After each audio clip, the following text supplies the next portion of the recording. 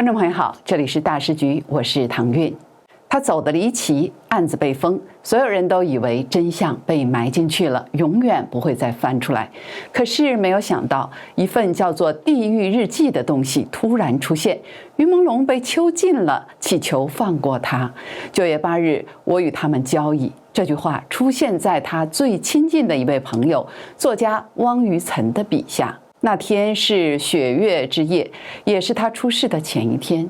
这会是巧合吗？还是一个预告？汪于岑封锁账号，删文消失。副导演直播落泪说：“他不该是这样的结局。”歌手发歌暗示：“没有意外，只有安排。”一张被权力与金钱编织的暗黑网正在被撕开。今晚我们要问：谁让他活成了一场戏？又是谁在幕后写下了这个剧本？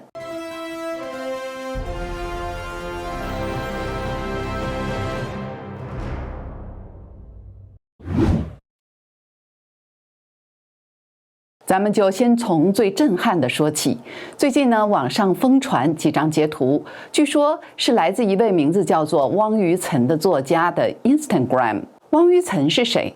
他是一位编剧和制片人。在于朦胧出事后，他曾经发文悼念，说于朦胧是他的恩人，曾经2次在他想要轻生的时候把他救回来了。一次呢是在2019年的除夕夜，他站在天台上，于朦胧的一条短信“新年快乐”的信息，还有耐心的开导救了他。另外一次是在2023年的除夕夜，他再一次站在了天台上，于朦胧通过语音温柔地劝他：“我们不是为了自己活着。”又一次把他劝了回来。从这些描述来看，他和于朦胧之间的关系应该是非常好的朋友。但就是这样一个人，有网友呢就惊爆，从他的 IG 账号挖出了一些有关于朦胧的文章，其中有几篇堪称是地狱日记，里面的内容看的人是脊背发凉。我就给大家来念念其中的几段，大家呢自己品一品。在8月21号的这一篇里，他写道：“打开我痛苦的记忆，我回忆着你的温暖，那不是温暖，是爱情。原来你给我的温暖是可以交易来金钱和权力的，只要我没有良心，就可以得到光明。我将被囚禁于道德的黑暗，你也是。而我要开始利用这温暖，让你走向牢笼。交易、金钱、权力。”走向牢笼这几个词儿，跟他之前发文悼念文章里面的那种温暖阳光的形象，完全就是2回事儿。更可怕的还在后面，在9月8号的日记里，他写得更直白：于朦胧被囚禁了，状态很不好。9月8号下午3点，我与他们交易，把情谊化作谎言，重创于朦胧。于朦胧被囚禁了，祈求放过他。我放弃的爱情成了你的恶剧。日记的最后还有一句：9月9日，我回头再看你一眼，这是你的死局。后面还特别用括号来注明，2025年9月8日到9日是血月，可查。大家想想，这描述的是什么场景？这跟官方通报的饮酒不慎意外，哪一个更像是真相呢？当然，我们也要客观地说，因为汪于岑他的 IG 账号现在已经被封锁了，我们没有办法亲自去验证这些截图的真伪。但是这些文字的内容实在是太过惊悚，而且时间线和于朦胧出事的时间又非常接近。另外呢，网友曝光的截图当中还有一张于朦胧送给汪于岑的卡片，上面就写道：“于岑同学，不要减肥，你已经很苗条了。祝你早日找到你自己的欧巴，就是理想男友的意思。”那这样的内容出现在汪于岑社交平台账号的可能性最大，所以很难让人不去联想。而且这位汪于岑的身份也变得越来越复杂。他之前呢，因为于朦胧爱犬的去向问题，还和网友发生过争执。当时有影片传出，于朦胧在最后的悲鸣中喊着爱犬福利的名字，大家都在问狗狗在哪里。汪于岑在10月4号就发文说了，说狗狗很好，但已经被人收养。但不能公开收养者是谁。这个说法非但没有平息质疑，反而让网友觉得他像是在帮某些人来维稳。就在一片质疑声中，他删除了这篇文章，微博账号也消失不见了。所以呢，这位汪于岑，他到底是深陷其中受害的知情人，还是一个很复杂的多面的参与者呢？他笔下的那些文字是真实的记录，还是另有隐情？这里呢，我们先暂时打上一个问号。不知道屏幕前的朋友您怎么看？欢迎您在我们评论区写下您的看法。接下来呢，我们带给大家一个工商时间。我们大数据频道会及时追踪各种重大新闻。如果您想翻墙看我们的节目，我们为您推荐一款非常好用的 VPN， 就是神盾 VPN。我还有我们的团队都觉得这是目前真正值得信赖的、非常安全的 VPN。为什么这么说呢？很多人可能都在用 VPN， 但是传统的 VPN 存在一个问题，它只能用一台伺服器，资料要经过加密传到 VPN 的伺服器，然后由同一台伺服器再把它发送出去。也就是说，它不但知道你的来源 IP， 也知道你要连去哪里。这就意味着，只要那台伺服器有风险，你的整条路径就会被看得一清二楚。而我们推荐的神盾 VPN， 它采用的是独家技术，双节点 P2P 加密架构，资料呢会经过2台服务器传送，第一台只知道你的来源 IP， 第二台只知道你要连去的目的。这2台之间呢是端对端的加密，任何一个节点都没有办法还原整条通信路径，连神盾自己都无法追踪你在网络上的行踪。除了安全呢，神盾的 VPN 的速度和稳定性表现也是相当出色。神盾 VPN 可以在全球伺服器自动切换，随时连接最近最快的节点，而且一个账号你可以在手机、电脑、平板，还可以全家人共同分享使用。现在就购买2年的方案，有65折的优惠，请输入我们节目专属的优惠码大师局的拼音，会再打9折。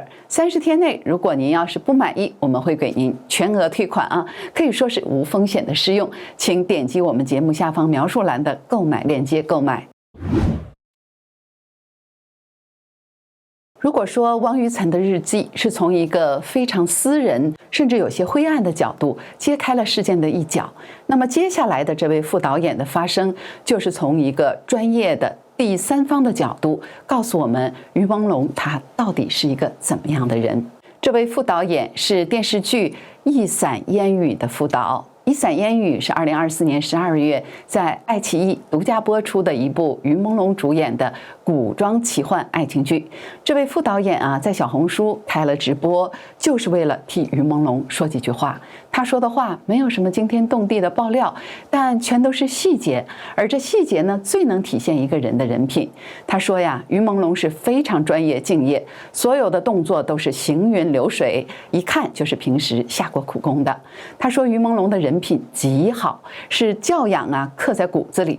他提到一个细节，在一个仪式上，于朦胧伸手接红包的时候是双手接的，还要弯腰点头说谢谢。这个小动作让副导演非常感慨。他说细节见人品，说明他心里面时时刻刻都想着别人。他说于朦胧非常珍惜这次机会，因为这是他时隔3年之后的第1部剧。拿到红包的时候，他还有一个仰天深呼吸的动作，好像是在给自己打气，鼓励自己。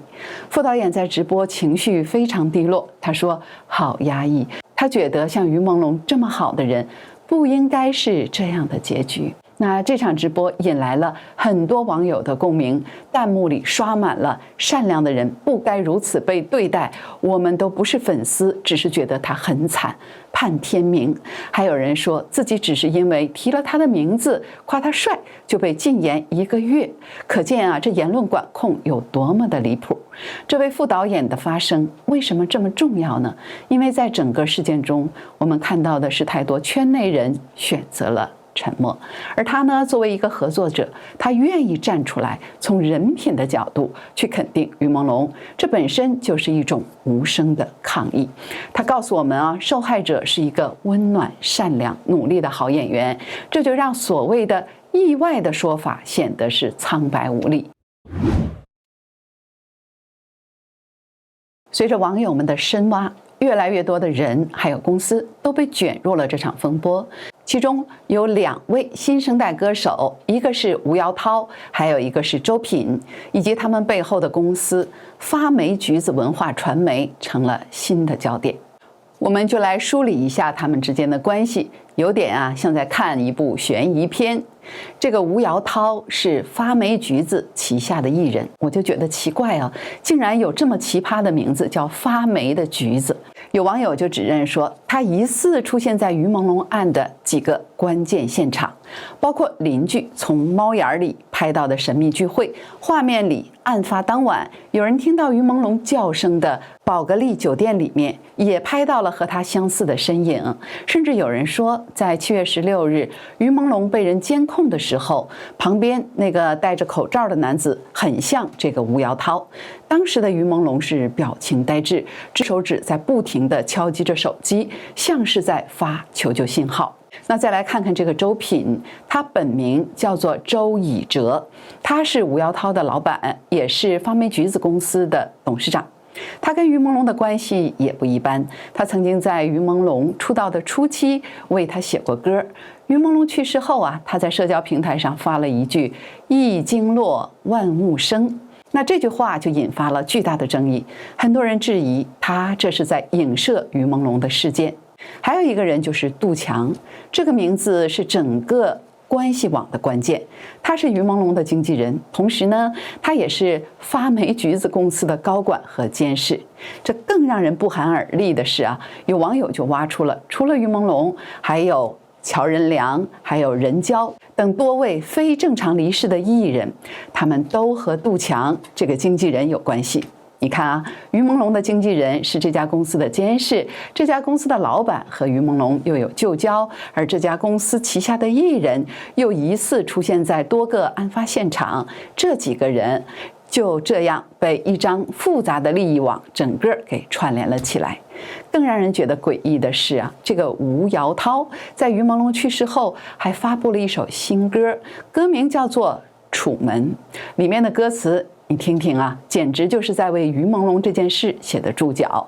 比如说，咱们来看这几句歌词：只是一场买卖，没有任何意外，被设计的人生和安排，也许是身不由己，心甘情愿走入那陷阱，不会有其他的凶手，让我们演完这场戏。这些歌词是不是在影射什么？是不是在暗示这一切都是一场被设计好的戏呢？面对汹涌的质疑，吴瑶涛没有正面回应，只是发了一个律师声明，说自己遭遇了网络暴力，还晒出了报警的回执，但这并没有打消网友的怀疑。说了这么多的新线索，我们再回过头来简单的回顾一下整个事件的背景。9月11号，于朦胧工作室发布了讣告，证实了他的离世。官方的说法是，警方调查后排除了刑事的嫌疑，家人和前公司的声明也是说饮酒不慎导致的意外。这个说法从一开始就没人相信，因为网络上很快就流传出来了大量他生前疑似遭到极端对待的照片还有影片。关于他因为反抗潜规则而被囚禁，最后被害的说法是传得沸沸扬扬，爆料的地点呢，甚至包括了宝格丽酒店，还有一个美术馆。面对这种能掀翻整个娱乐圈的丑闻，当局拿出了他们最擅长的手段——封锁。于朦胧这3个字迅速的成为了网络上的敏感词，微博、抖音、小红书到处都在删帖封号，热搜被压制，粉丝群被解散。他们试图用这种方式让所有的人闭嘴，让时间来冲淡一切。但是他们没有想到，这次的网友展现出来了前所未有的韧性还有执着。一个最直观的数据是，在如此严密的封锁下，于朦胧的微博浏览量达到了惊人的384.4亿次。这是什么概念呢？作为对比，我们来看看顶级流量易烊千玺，他的流量呢是70.5亿，肖战是50.5亿，于朦胧的数据是他们的5到7倍。这说明什么？这就说明靠删帖是堵不住悠悠之口的。压迫越狠，反抗就越强烈。这次事件已经不仅仅是一个娱乐圈的八卦了，它变成了一场民众自发的对抗强权、追寻真相的公民行动。每一个点击，每一次的转发，这都是一种态度，在向这个黑白颠倒的世界说 no。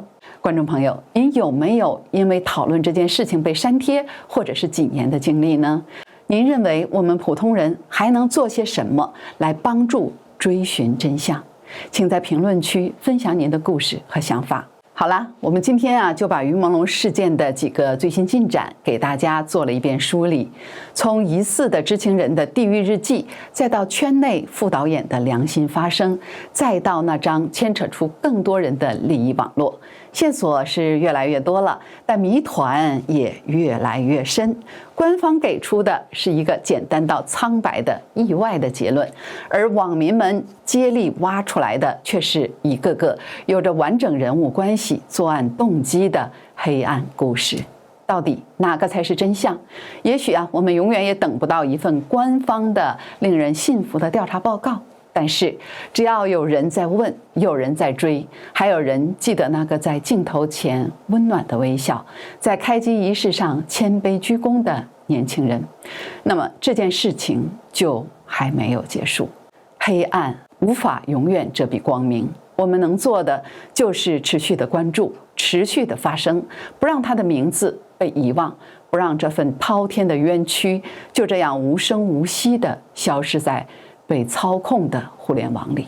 感谢您的收看，如果您也关心这件事儿，请把我们这支影片分享出去，让更多的人看到。这里是大师局，感谢您的陪伴与思考，请订阅、分享并打开小铃铛，让我们一起在动荡中坚守真相，在黑暗中点燃希望。